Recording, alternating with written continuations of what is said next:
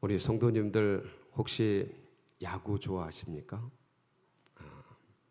별로 반응이 없네요.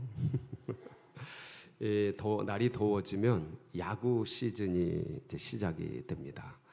아마 지금 프로야구가 한창일 텐데 그 야구에 이런 말이 있습니다. 야구는 9회 말 투아웃부터다. 그러니까 이 말은 그러니까 야구는 끝날 때까지 끝난 게 아니라는 의미겠죠. 예. 그 야구는 좀 다른 스포츠랑 조금 다른 면이 있는데 뭐가 있냐면 홈런 제도가 있습니다. 그래서 8회 말까지 지다가도 9회 말에 홈런 치고 안타 치고 홈런 치면 뭐 되는 거예요? 역전되는 거예요. 그런 역전되는 모습들을 우리는 TV나 또 경기를 통해서 종종 경험하게 됩니다. 그래서 이기던 게임을 승리하는 것도 아주 좋지만 지던 게임을 뒤집어서 이기면 이건 진짜 뒤집어집니다. 진짜 환상적이죠. 너무 아주 그냥 정말 너무 좋죠. 사실 우리 선수 중에 대한민국 선수 중에 메이저리그에 진출해 있는 김하성 선수라는 분이 있습니다.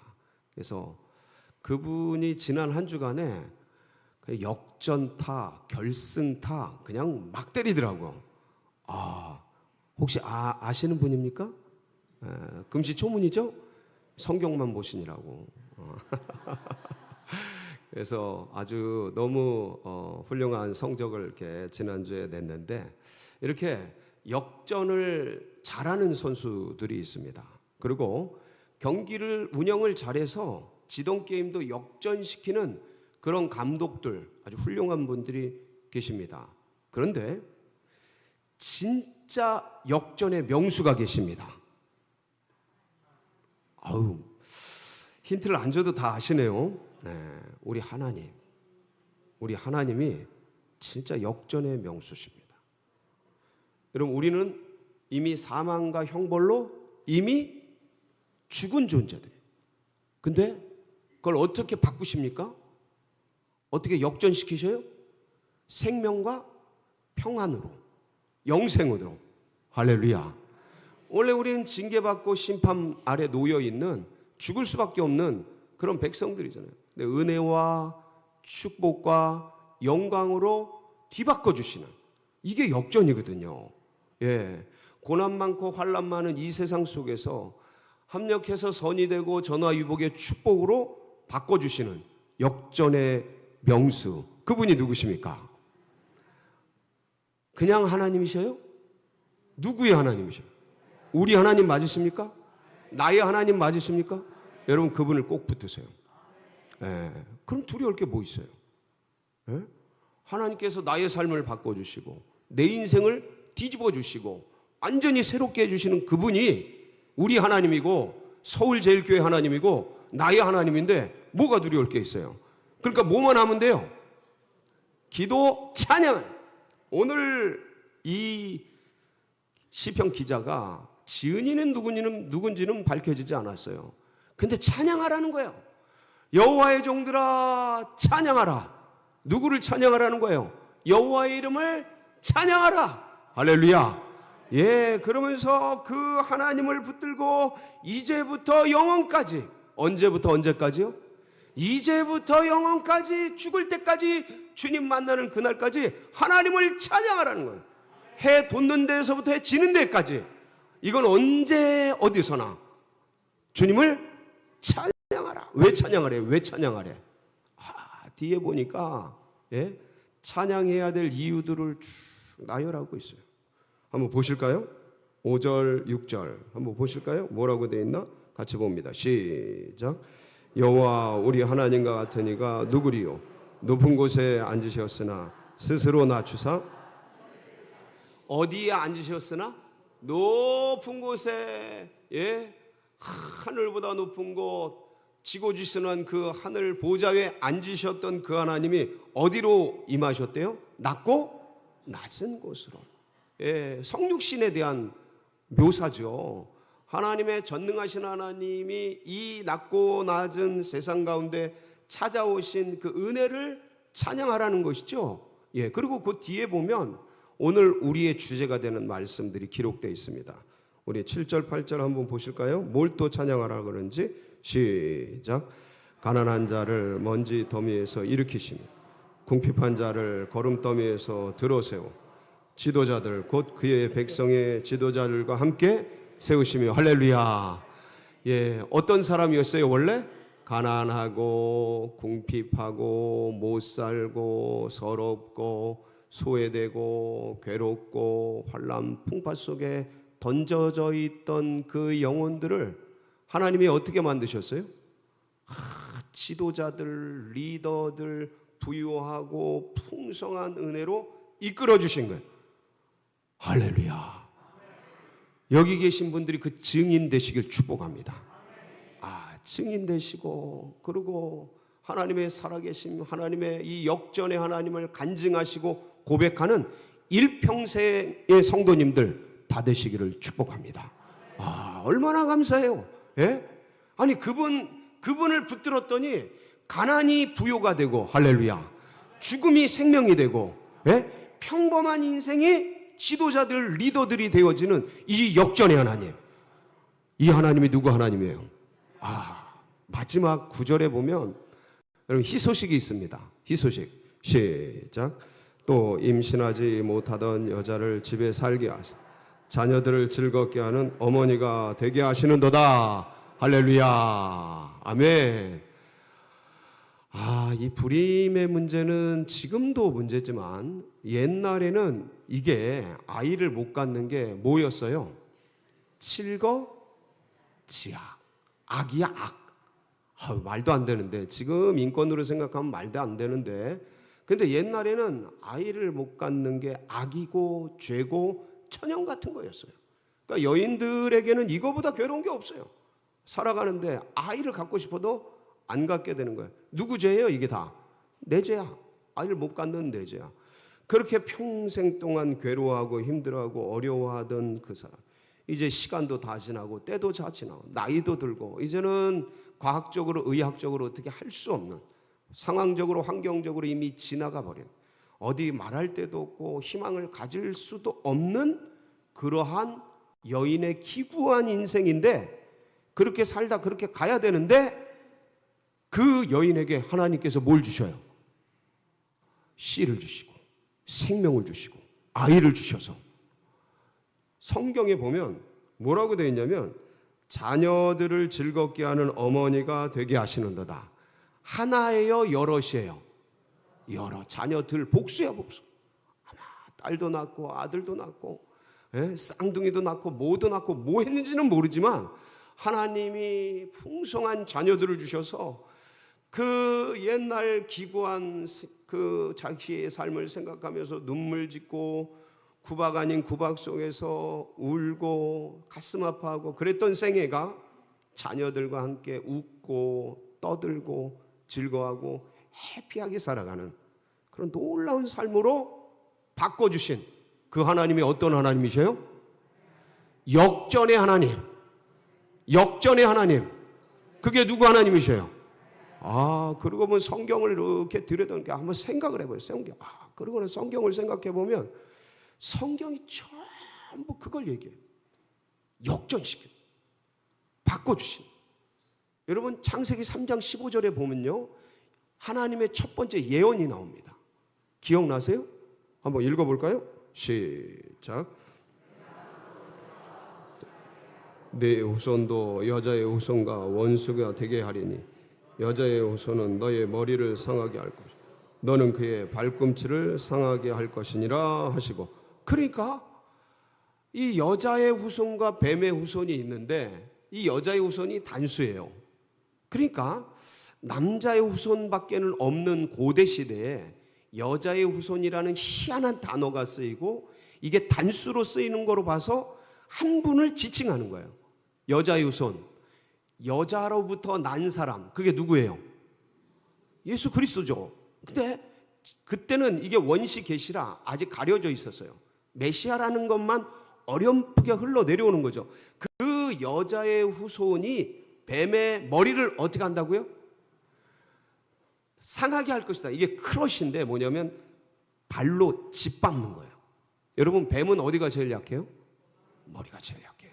딴 데 밟으면 물어버리고 확 우리를 묶어버리고 이러는데, 머리를 밟으면 죽어버려요. 약해요, 거기가.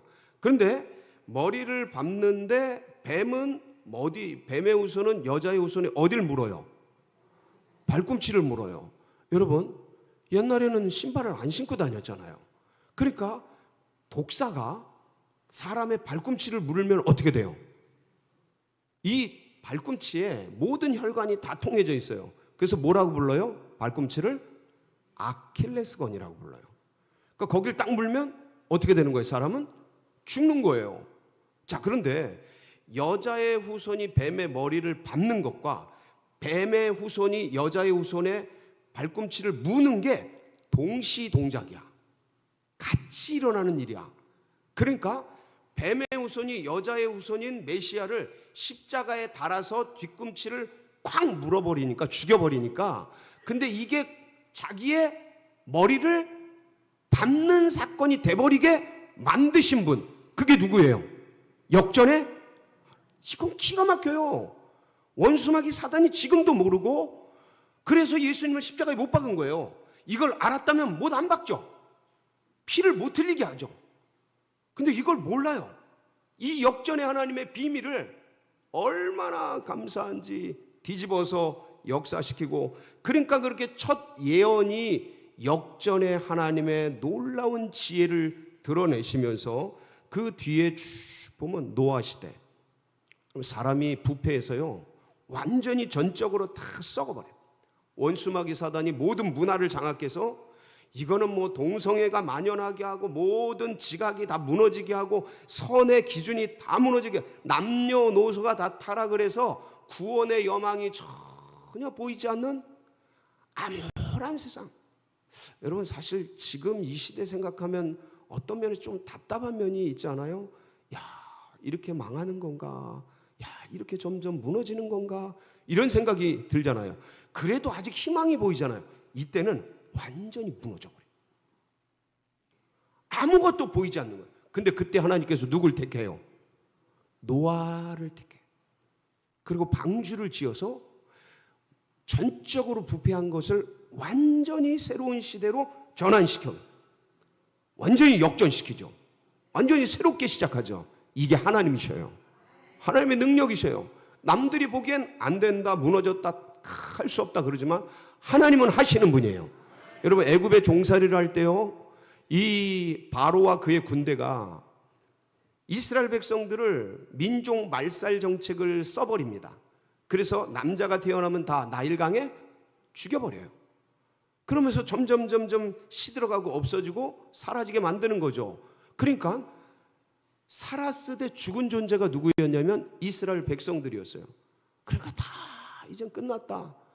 어떻게 그 강대국을 아무도 말릴 사람이 없는 거야. 누구도 이 애굽이라는 초강대국을 잘못됐다고 말할 수도 없고, 누구도 희망이 없어지는 그때 참 하나님께서 누구를 보내셔요? 이 애굽에 모세를 보내셔요. 근데 모세 한번 생각해 보세요. 그때 나이가 몇 살이에요? 80세. 호호 할아버지.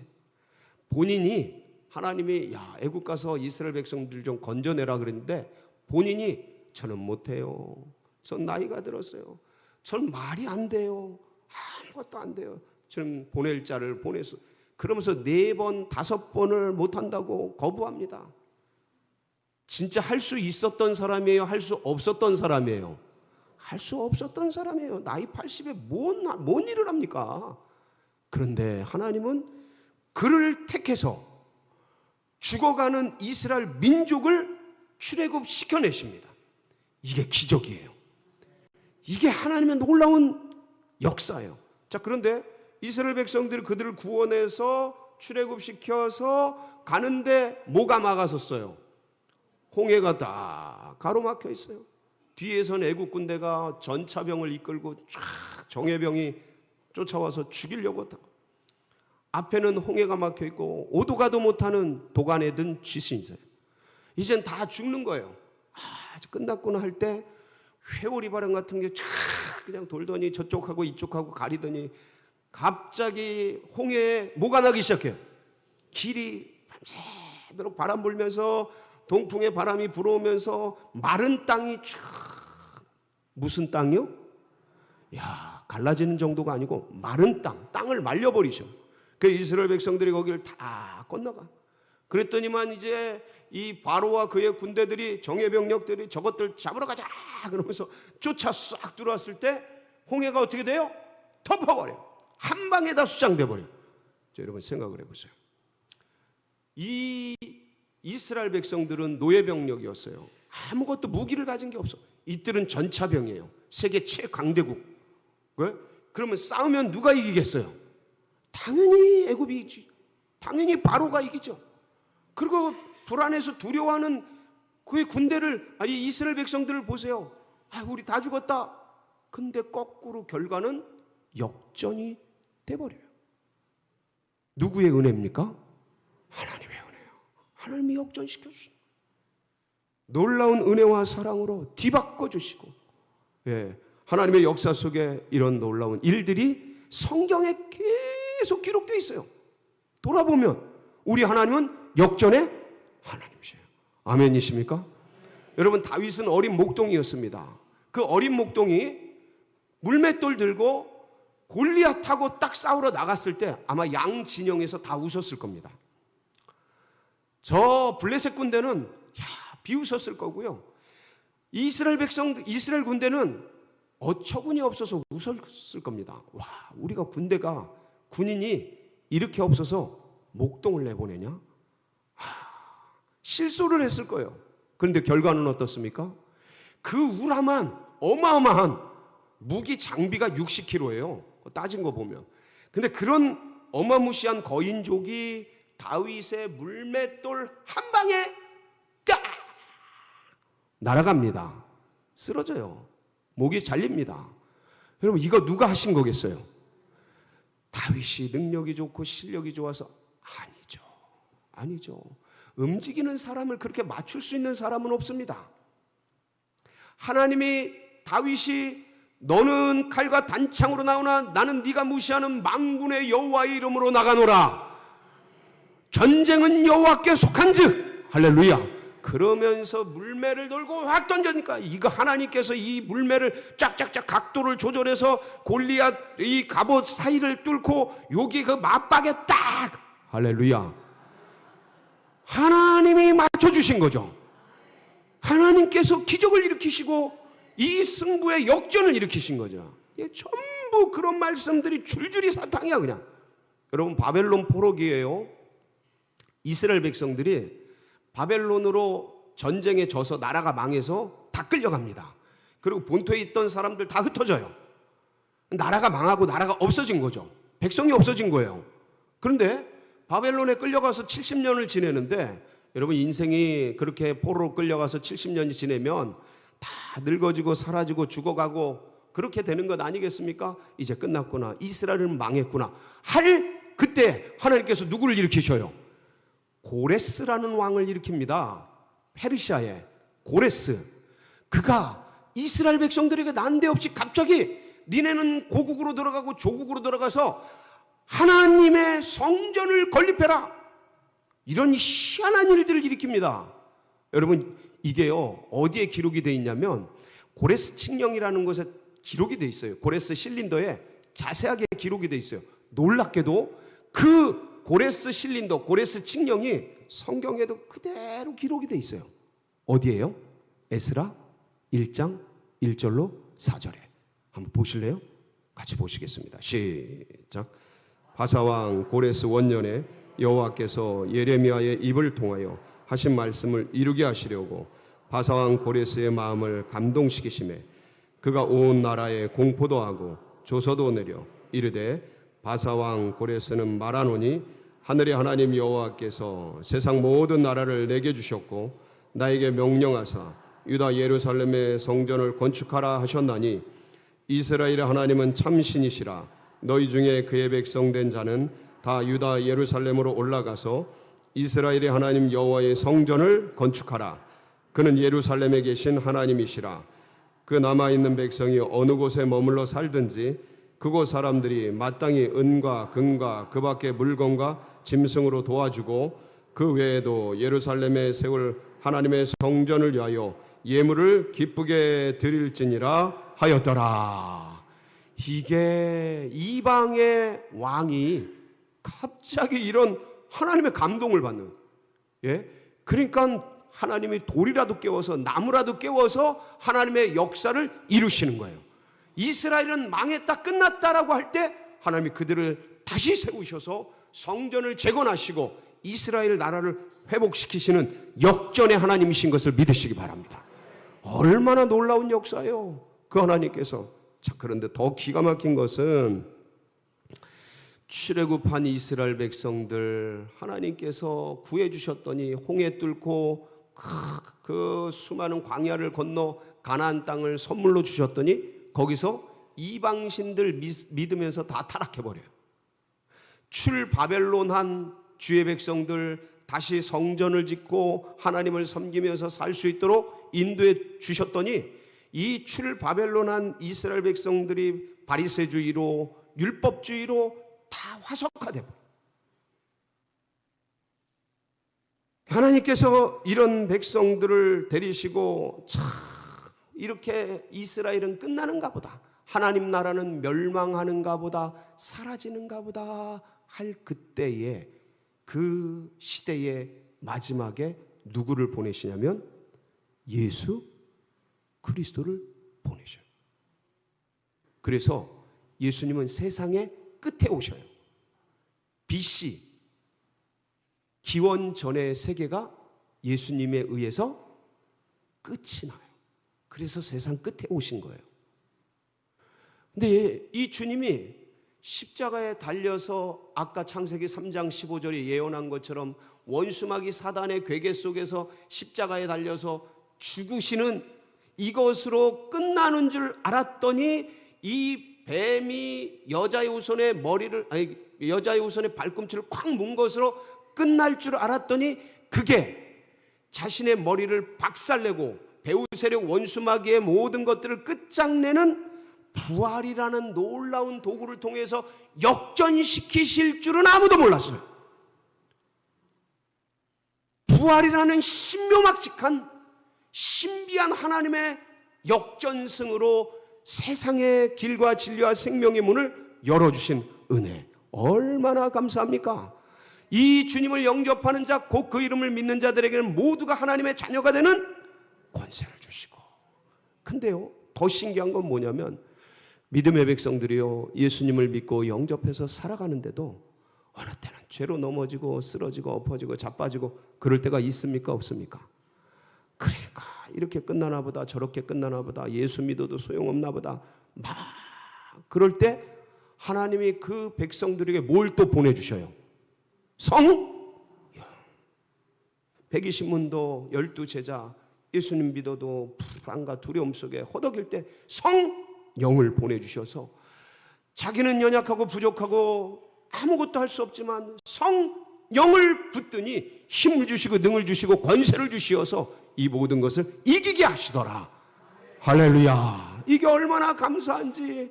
우리 생애 가운데 주님 감사합니다. 부족하고 연약한 인생, 예수 믿어도 불안하고 두려운 삶에 걷잡을 수 없는 감정적인, 환경적인, 상황적인 폭풍들이 수없이 일어나는데 오늘 새벽에도 그게 일어나더라고요. 생각지도 못한, 예기치도 않은 그런 일들이 여김없이 그냥 막 불어올 그때에 하나님이 뭘 붙들고 살 수 있도록, 성령을 붙들 수 있도록 은혜 부어주신 것 얼마나 감사한지 모릅니다.